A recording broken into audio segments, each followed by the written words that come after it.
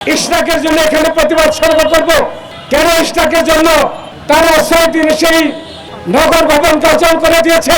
কেন ইশরাকের জন্য আজকে লক্ষ লক্ষ লোক সেই আমাদের সরকার প্রধানের বাসভবন মুখী রওনা হয়েছে? সমস্ত কিছুর মূলে আপনারা আদালতকে প্রত্যাখ্যান করছেন।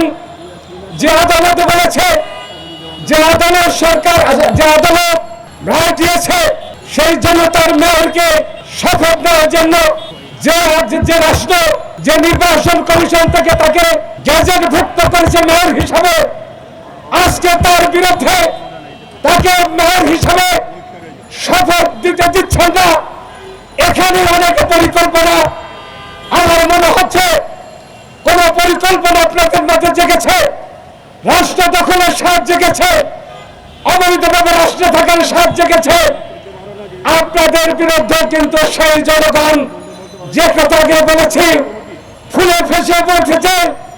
দ্রুত নির্বাচন দিন, আর আজকে কালকের মধ্যে এই রায়ের আদেশ মেনে দ্রুত আমাদের ইশরাকে নগর ভবনে বসার শপথ দিয়ে দ্রুত তাকে মেয়র হিসেবে সরকারের পক্ষ থেকে ঘোষণা দেওয়া হোক। পাঠাও চলো দেশি ভাইবে চলবে 14 থেকে 31 মে পর্যন্ত।